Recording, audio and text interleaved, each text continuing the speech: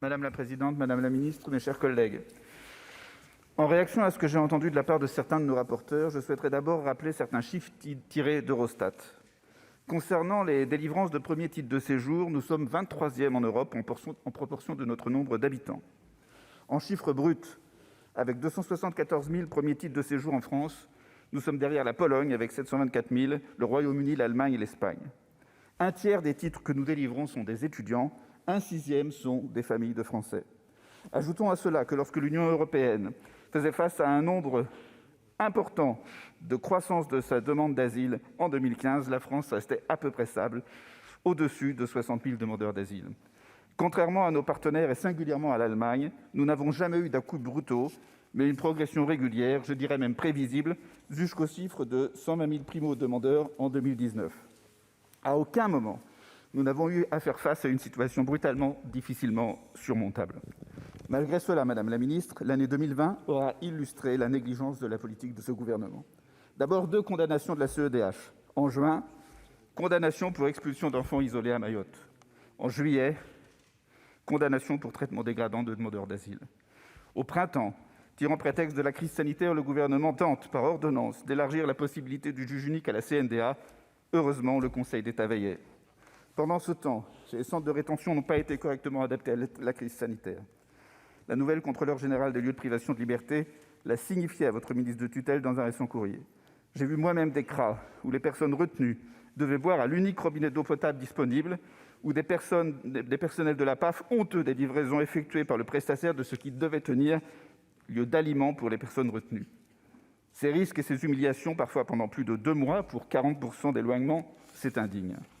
Madame la ministre, avant il y avait des queues devant les préfectures, c'était insupportable, mais il suffisait d'attendre. Maintenant, c'est la justice qu'il faut saisir pour avoir un rendez-vous en préfecture. Préfecture de nouvelle génération rime avec préfecture virtuelle, tant la prise de rendez-vous en ligne est défectueuse. Comment enregistrer une demande d'asile? Comment renouveler une carte de séjour? Comment demander une autorisation exceptionnelle de séjour quand la crise sanitaire vous empêche de rentrer chez vous? Et ces remarques pourraient aussi s'adresser à la plateforme d'appel de l'OFII. Comment, Madame la Ministre, construire l'image de la République avec ce type de défaillance? Madame la Ministre, après des années à s'être acharnée à réduire les délais d'instruction des demandeurs d'asile, des demandes d'asile, n'est-il pas temps de constater qu'il y a un temps minimum incompressible pour l'étude des dossiers et qu'il serait utile qu'il soit consacré à la préparation de l'éventuelle intégration des personnes? Apprentissage de la langue, formation, droit au travail. Sans préparation à l'intégration, comment s'étonner que plus de 60% des places de CADA soient occupées par des personnes ayant le statut de réfugié, car ils ne peuvent aller ailleurs, faute d'avoir débuté tout parcours d'intégration. Pour devenir autonomes, et alors que nous n'avons plus rien en logement pour répondre à leurs besoins. Et pendant ce temps, les demandeurs en cours d'instruction sont hébergés dans des conditions de plus en plus indignes, car aujourd'hui, pour l'hébergement des demandeurs d'asile, la norme, c'est la rue. C'était vrai l'année dernière et c'est toujours vrai cette année. Permettez-moi d'ajouter quelques remarques en raison de l'actualité. D'abord, il est essentiel que l'OFPRA soit présent lors des audiences à la CNDA lorsque sa décision initiale de refus de protection s'appuie sur une alerte sécuritaire. Ceci doit être pris en compte de manière systématique dans le respect du contradictoire lorsque la juridiction de la CNDA prend des décisions. Deuxièmement, plutôt que de mettre en réadmission Dublin vers l'Italie des personnes en besoin de protection, il est grand temps que nous marquions une solidarité totale avec ce pays. C'est une question d'humanité, c'est une question d'efficacité et de crédibilité dans les négociations actuelles sur le prochain paquet asile.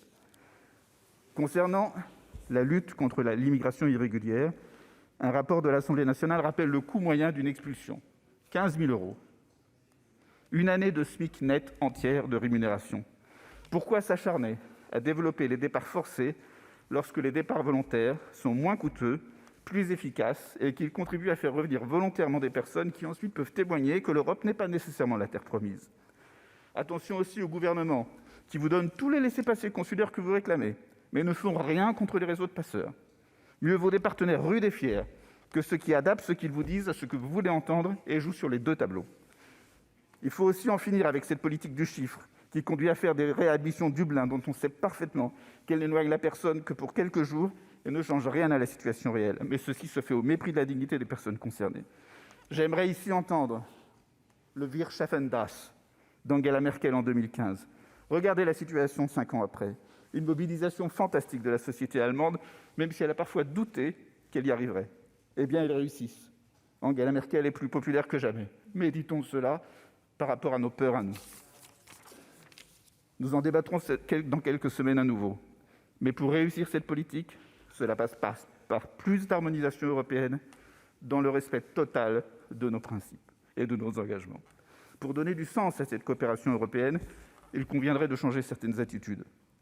L'Europe ne peut pas être l'excuse de tous les échecs, alors qu'elle progresse chaque année sur la voie d'un système de plus en plus intégré de contrôle des frontières et de systèmes d'information interconnectés. Ainsi, à Roissy, lorsque je m'étonnais en juillet des contrôles systématiques aux frontières effectués en dépit de toutes les règles sanitaires, j'interrogeais un policier de la PAF sur la raison de ce type de contrôle et il me répondit : « Monsieur, Schengen n'existe plus, ici c'est la France. » Ce n'est pas acceptable. La progression de notre politique d'asile, elle se fera en Europe et avec l'Europe. Madame la ministre, parce que votre politique n'est pas la bonne, le groupe socialiste et républicain refusera de voter ces crédits. Merci.